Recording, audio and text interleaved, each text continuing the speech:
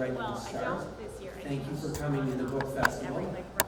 As you know, the book festival is free, but donations are always kindly accepted over the info tent, where there are also many other wonderful items for sale that you all must read. There's food for sale there from the Old Port Restaurant, which is nearby also. This talk is going to be introduced by the quite famous in his own right, Tony Horwitz, who is going to introduce speaker today.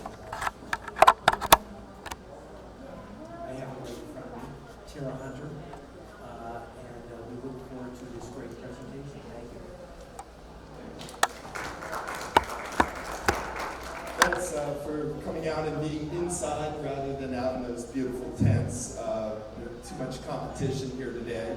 I'm going to be brief. I met Tera along with Selene Mercurio, who's also here when we were fellows at the Radcliffe Institute. If you're not familiar with that, it's probably the softest sinecure there is. You're given a generous stipend and an office and a lot of other goodies. And all you have to do in return is show up for lunches and receptions and talks by your fellows. I felt like I was being paid to think and drink for a year, which is mostly what I did. Not the case with Tera. She was one of the few people there who was actually using these wonderful resources to work at her project, which became this book. Which gives you some sense of how much blood and sweat and tears went into it, because that was 12 years ago. Tera is a native of Miami, a graduate in Carnegie Mellon before becoming a professor of history and African American studies at Princeton. Her first book, To Joy My Freedom, won a wagon full of awards I don't have time to recite. She's also written something I haven't read with the intriguing title, Sexual Pantomimes. Perhaps you'll tell us a little bit about that. Her new book, Bound in Wedlock, is an astonishing work of scholarship that upends conventional notions about marriage under slavery and after freedom. It's also a heartrending work because Tera is masterful at weaving in the stories of individuals who struggled to form and maintain intimate relationships under a system designed to disrupt and destroy them. Tera quotes Harriet Jacobs, who escaped to freedom in the North. "Why does a slave ever love?" she asked. "Why allow the tendrils of the heart to twine around objects which may at any moment be wrenched away by the hand of violence?" Tera addresses this question and many others in a way that's sometimes painful to read, but ultimately inspirational. So please, let's give Tera a warm welcome, and be sure to buy her book after this. Thank you, Tony, for that wonderful introduction, and he did spill the tea about the Radcliffe.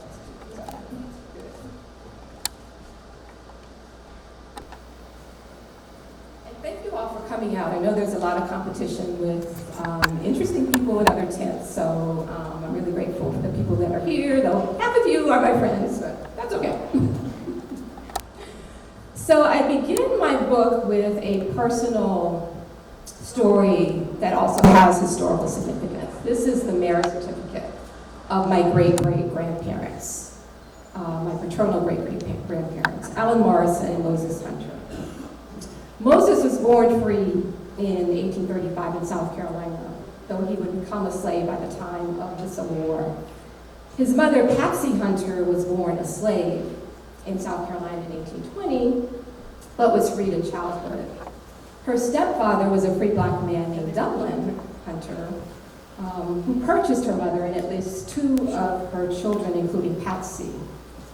Their freedom was precarious, however, as several of the family members, including Moses, were re-enslaved by 1850. Ellen was born in 1850 in Elberton, Georgia, which is where she met and married Moses, and that's the family homestead, has been ever since. She was the midwife to family members who are still living. So we tend to think of slavery as a distant past, but there's still family members who knew Ellen and came into the world because of her help. We can trace the ancestry of Ellen and Moses back to two women. On Moses' side, Sally Hunter, who was born in Africa in 1790 and lived in Jamaica before she was brought to South Carolina. And on Ellen's side, the earliest known ancestor is Melinda Morrison, who was born in Henry County, Virginia in 1775. What is striking about my family ancestry is that every woman before Ellen, going back to Sally and Melinda, had children by white men.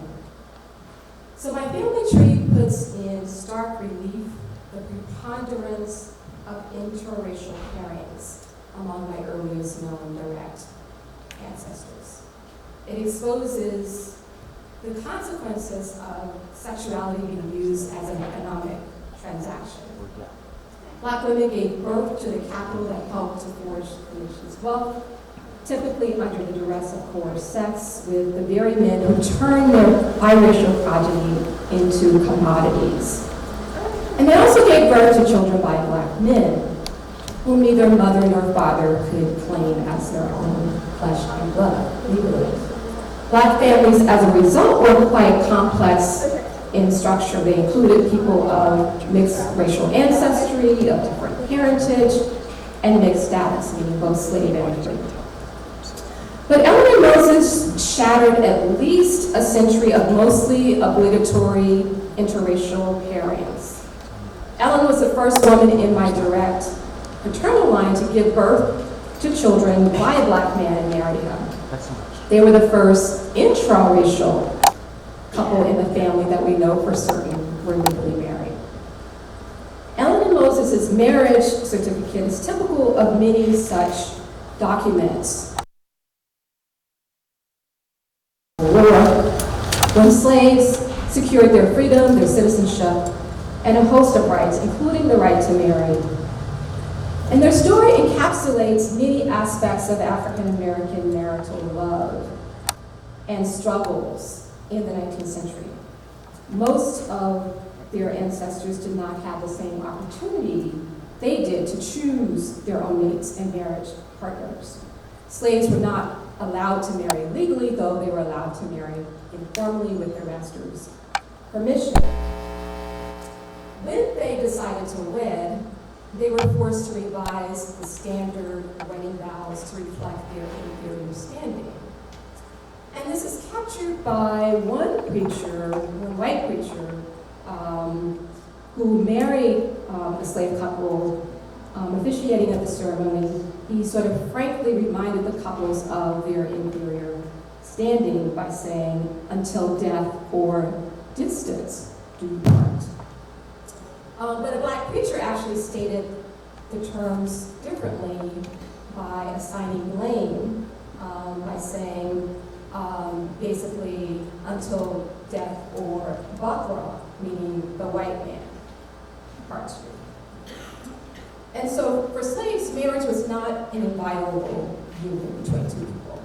Their relationships were controlled by masters who could intervene at any time, in any way, most horribly through sexual violations of slave women and separations of spouses.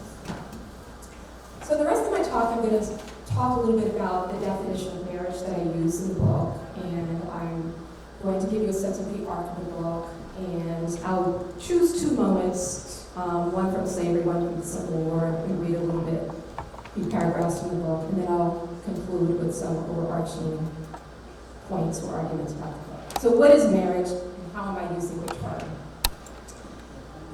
I define marriage as it was understood during and after slavery to encompass committed conjugal relationships, whether legal or not, monogamous, bigamous, polygamous, or serial.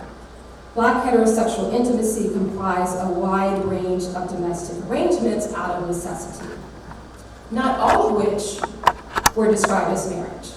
African Americans did maintain relationships that they considered and called marriage, however, despite the lack of support that safely scaffolded European American relationships as sacrosanct. African Americans understood the importance of contesting the standing of their relationships as integral to any prospects that freedom might hold for them on the most basic level. Marriage was important in mainstream society to public standing and recognition of individuals and families, to the enjoyment of social rights, and through exercising personal freedoms. Marriage was by no means synonymous with freedom, but slaves and free blacks knew that their futures as liberated people was less certain without the guarantee of marriage or the right to choose whether or not to wed.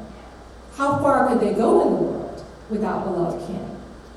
The foundation of which was secured on the bedrock of publicly protected marriage. Marriage was at the foundation of liberation because it had been at the foundation of racial subordination. But even as African Americans acknowledged the fundamental civil rights embedded in legal monogamous marriage, they responded in diverse ways to conventional ideas about marriage once they legally secured the right to marry after emancipation. So freedom meant not just access to social conventions, but also the ability to reject them. So I use the term marriage because even white Americans who refused to grant slaves and free blacks inviolable rights often acknowledge that what looked like marriage among African Americans was marriage de facto. The dominating role that marriage played in mainstream society made it difficult to label and account for varieties of intimacy that did not in some way get defined by the sanctioned custom. So blacks and whites alike referred to slave marriage. They did not always understand or share the same ideas about what that term meant and under what circumstances it should be or could be applied to black intimacy. Slave owners considered marriage only those relationships that they affirmed and sanctioned. But ultimately, they could not dictate personal feelings. Sex, both inter and intra-racial, could be thrust upon slaves for whatever purposes enslavers desired. But marriage was ultimately a mutual exchange of affections and services, a chosen emotional and social bond. Persons could be forced to play the role and abide by the form, but that did not make a marriage. So a main objective of my book is to probe this meaning. What did constitute marriage before and after emancipation for African Americans? What did those relationships mean to them? What were the complex ramifications of forming such relationships within the constraints that were imposed upon them? So the book has 8 chapters, and it covers the entire 19th century. It covers both the South and the North. It deals with slaves and free blacks. The first 2 chapters deal with slavery. The first chapter deals with the everyday relationships of slave marriage. The second chapter deals with slave law. So there weren't laws necessarily against slave marriage, but the laws were articulated. The legal principles of why slaves could not be married were articulated in various court cases. Chapter 3 deals with free blacks, so I deal with relationships of free blacks married to one another, as well as free blacks who were married to slaves. Chapters 4 and 5 deal with the Civil War. I deal with sort of the first slaves who were running away during the Civil War, running to contraband camps, which was the first opportunity that they had to seek refuge under the auspices of the federal government, and also missionaries and the government became involved in actually encouraging them and supporting them in remarrying, what they called under the flag. And I also deal with some of the congressional debates, U.S. Congress debates, Confederate debates with respect to policies, especially around the enlistment of black men that dealt with the marriage and family members of black soldiers in those Civil War chapters. And then in chapters 6 and 7, I deal with Reconstruction, the literal reconstruction of the intimate relationships once the Civil War was over, once all the slaves were freed, and I deal with some of the laws that didn't get passed, then affirming former slaves' relationships, and the rise of a kind of new agricultural system, sharecropping, and what that meant for slave families and slave marriage. And then the very last chapter, chapter 8, I deal with the very end of the 19th century. So at that point, I'm sort of assessing where have you been over the course of the book? Where do slave marriages stand by the turn of the end of the 19th century, the turn of the 20th century? And I deal with sort of a rising discourse around Black respectability, with the emergence of a kind of a Black middle class. So these ideas are floating around about the importance of marriage in terms of racial progress. And then I sort of assess the ideals of relationship to the realities. And then I end the book with the epilogue, which is about the 20th century. And it's sort of looks very broadly at trends over the course of the 20th century, and especially what happens around 1940 when there's a kind of growing racial gap in marriage. White marriage rates start to go up, Black marriage rates start to go down. And I sort of engaged some of the discourse around commentators, scholars, pundits who argue that marriage today among African Americans is a product of slavery, and I challenge that idea. So that's the kind of the arc of the book. So I've tried to paint portraits of Black marital relationships without idealizing or sentimentalizing them. And I've tried to depict them with both the sensitivity and the complexity they deserve to underscore what these relationships meant to Black people, how they function, how they were sustained or disrupted, how they were perceived within communities, and why and how they were rejected at times. I've tried to depict characters in the book that expose all their humanity. African Americans struggled to create sexual and intimate pairings under extraordinary circumstances. But they also had to face all the regular burdens that heterosexual couples have negotiated. So imagine your marriages in the context of slavery and the ways that you have to negotiate. And couples had to negotiate from time immemorial forbidden love, unrequited love, extramarital affairs. That's over spouses that end sometimes in murder of rivals. These dramas unfold in a diversity of written records that African Americans were never fully private.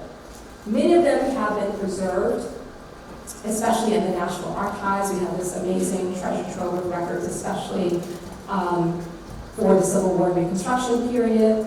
A sample of these records include, for example, a breakup letter written by an errant husband, the desperate plea of a wife to get her soldier husband to return to her and their children after the war, while he appears to be on the land, living close by.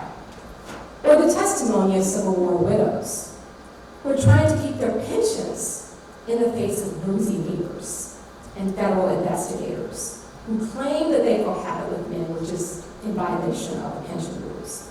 So these are just a few examples of how everyday qualities of intimate relationships, marriage making and marriage breaking, are revealed in the book. So I'm going to read a couple of passages, and one deals with sort of some of the complications that result from slaves being separated. Involuntary separations often led to overlapping entanglements. Despite the fact that the separations were usually decided by the masters, they created emotional turmoil and conflict that slaves had to resolve. Should couples continue to honor their relationships, even when they separated and were separated by long distances? How long should they continue to hold out the possibility of reunion? Separations that led to subsequent relationships might also eventually lead to repair and reunion years later.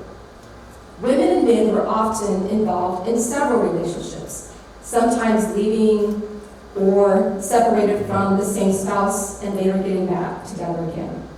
New partners on either or both sides, however, could complicate reunions.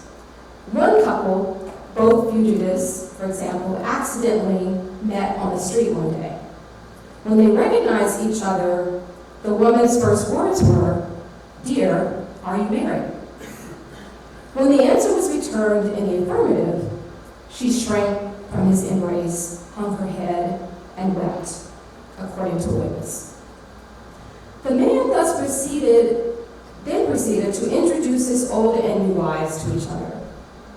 Though the couple was considered divorced according to the standards of slavery, they each felt a moral obligation to honor a relationship they had not willingly breached.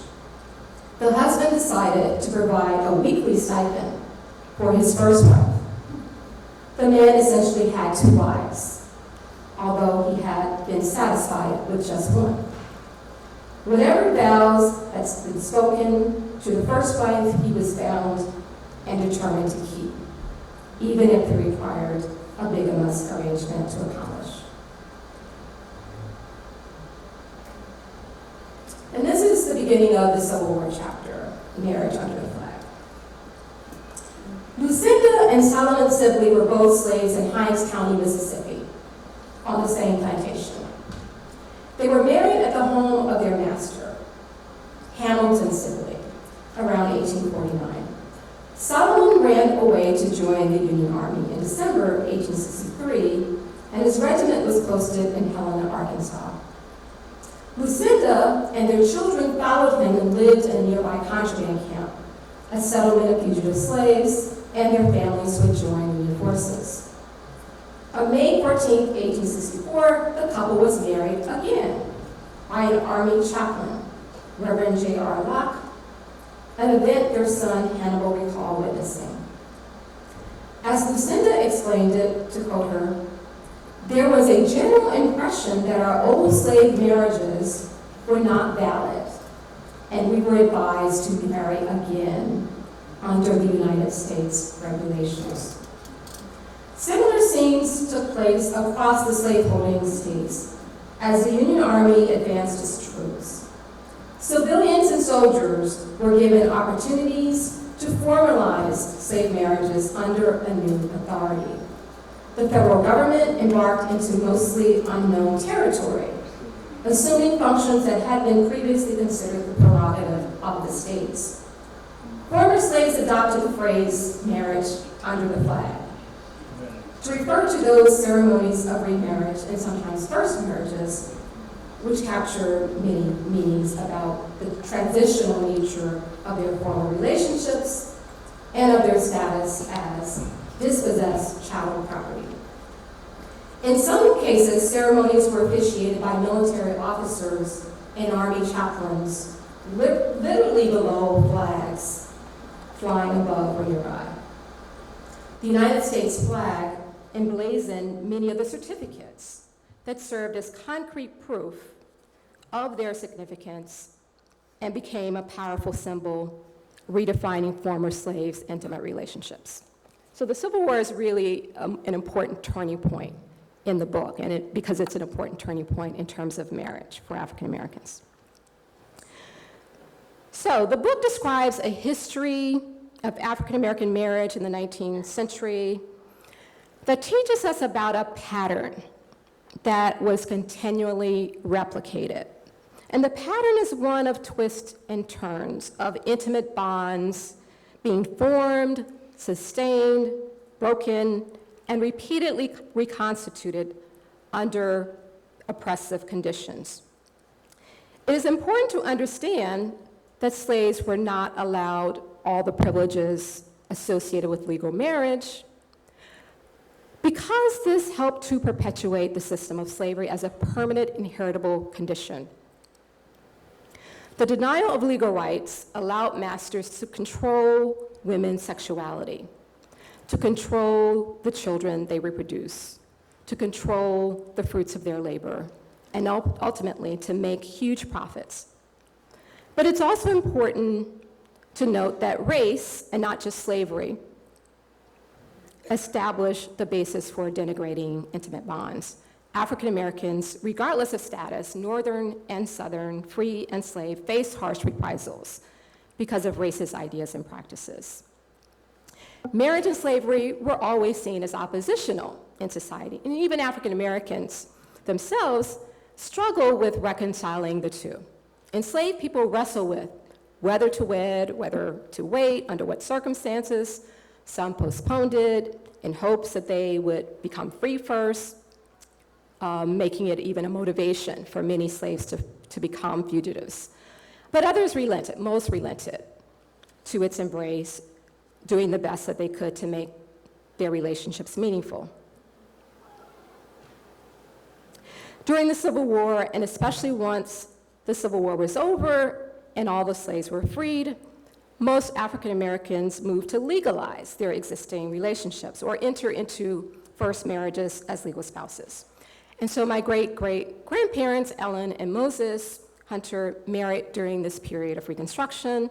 Their marriage was in 1872, even though they started having children just shortly after the Civil War. Many other informal domestic arrangements that had of necessity flourished under slavery persisted in freedom. In essence, marriage patterns continue to be complex, and the legacy of slavery would not be wiped away so easily. Common law marriage, serial marriage, overlapping relationships, and non-marital parenting all coexisted, with some individuals moving in and out of different configurations over their lifespans. Slavery was foundational in marking Black intimacy in ways that have defined marriage and familial relationships as intractable problems ever since, as is articulated in our nation's public discourse and in policymaking up to today. Black family and marital status have always been used as barometers to measure African American fitness for civilization and citizenship. But the measurements have never been fairly discerned or based on the material realities of Black life. Black marriages and families are always collectively judged to fail the test of what is assumed to be normal. And yet those familial relations have also been subjected to continual disruptions, violations, impositions, negations caused by larger economic, social, and political forces at every turn in American history. They've never been left to rise or fall on their own accord. A little behind in the slide, sorry. And yet, despite the reign of terror that slavery spawned, and no matter how much it altered and disfigured Black marriages, it did not and could not annihilate them. African Americans lived and loved, were creative, resourceful, and resilient in building marital forms and kinship ties that function for their survival. We should never lose sight of the depth of feelings that function, the depth of feelings and affection that undergirded those relationships, and the sacrifices that Blacks were willing to make for the sake of preserving them. My ancestors, Ellen and Moses, faced great obstacles in securing their marriages, and yet they did. By the end of the 19th century, the turn of the 20th century, legal marriage had become the norm for their descendants and nearly all adult African Americans. Thank you. Thank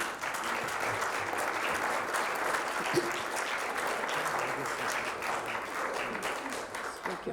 Thanks. We have time for questions. I would ask whoever has one if they would please step up to the mic. Don't be shy.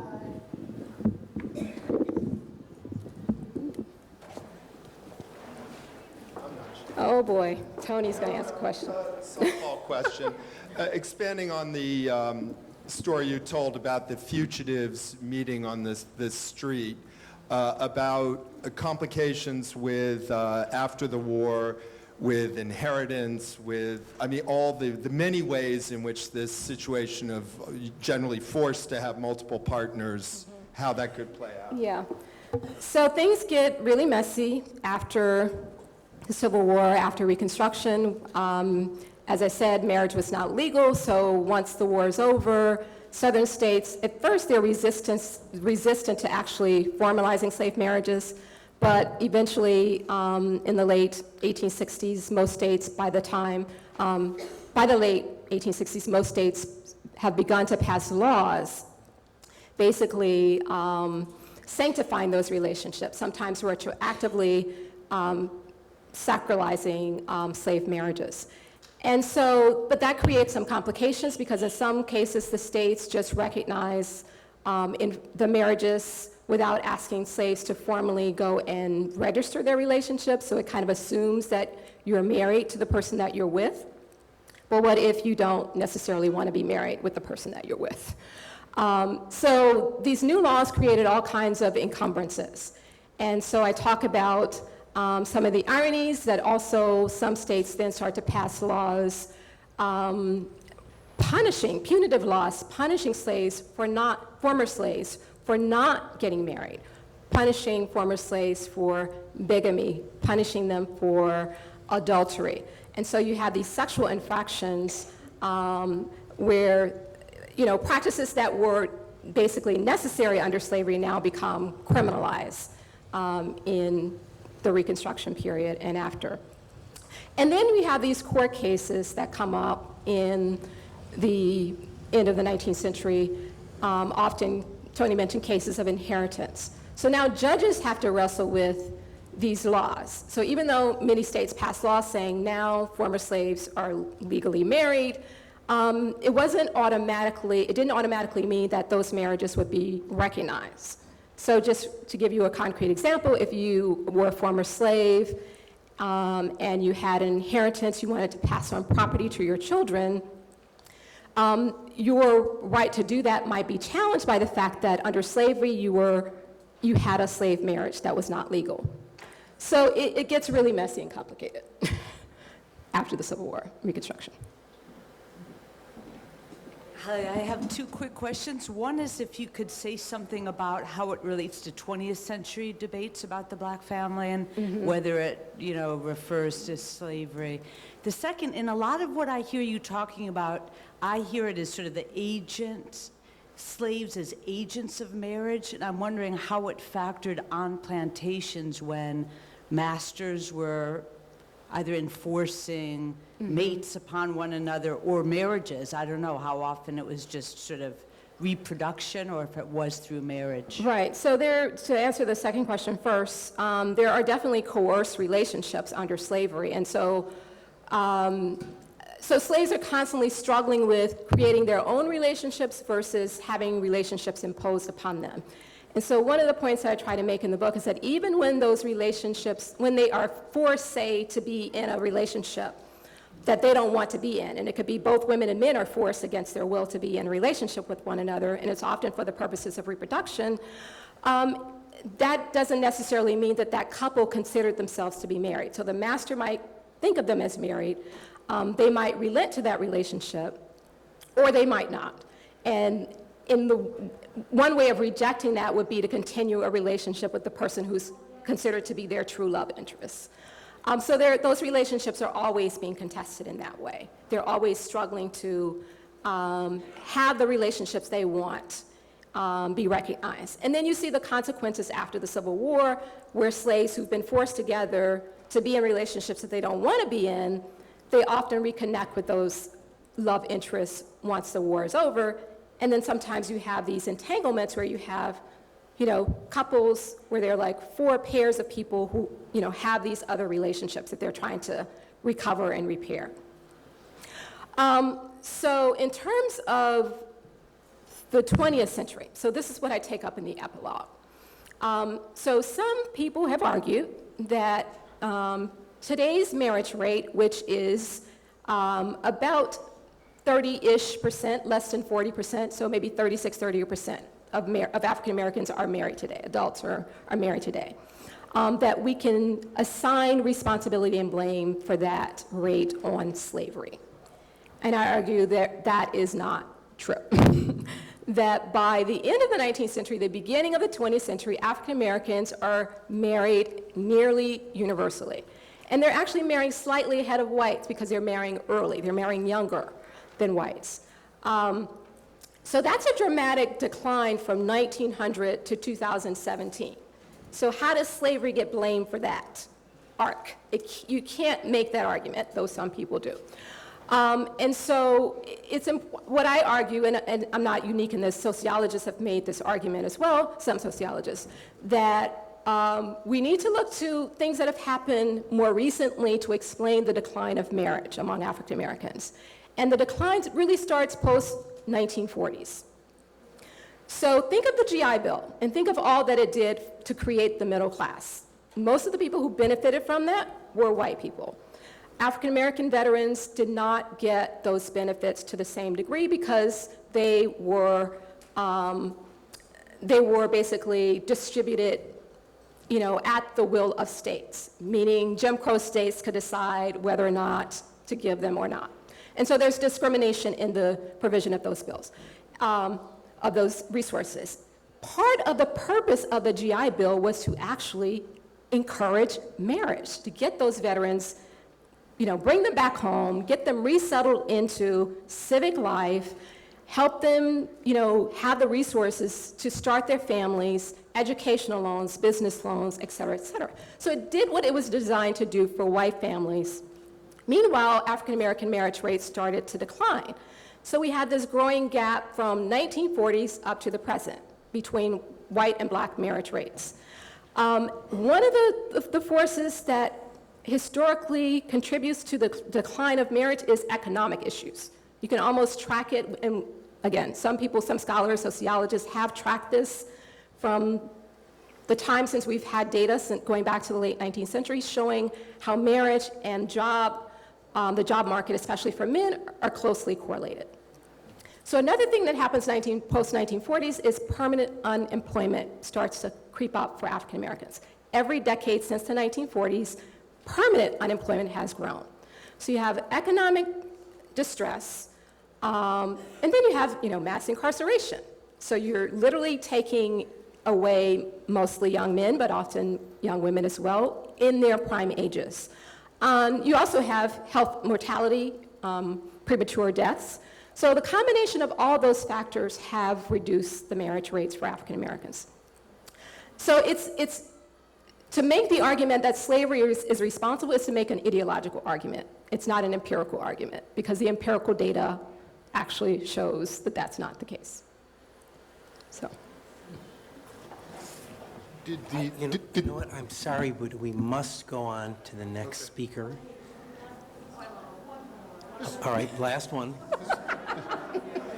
This will be quick. Okay. Did the end of Reconstruction have any major impact on the arc of marriage, of African American marriage? Yes, so maybe I've emphasized the negatives to a large degree here, but certainly having legal marriage was a huge achievement. So it's one of the first civil rights. Probably up until recently, with the debates about gay marriage, people didn't really think of marriage as a civil right, but actually it is a civil right. And so it's one of the first civil rights that African Americans are able to exercise. And it becomes really one of the few civil rights that doesn't then get challenged, over the next many decades. So the achievement of that right was a hard-fought right, and we can attribute the laws that were passed during Reconstruction for that. And so now, as a result of that, now African Americans are able to secure their families, they're able to protect their children, they're able to limit the sexual violations of women, and that becomes really important, but it's a continuing struggle, because then the next sort of agricultural system that takes the place of slavery is sharecropping. And so the struggles continue, but marriage is secured as a civil right. So.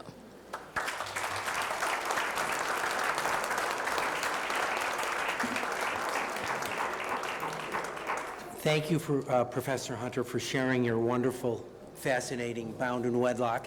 The book, of course, is for purchase in the back, and Tera will be available for signing at the signing tent. We thank you very much. Thank you. We ended up with a nice audience.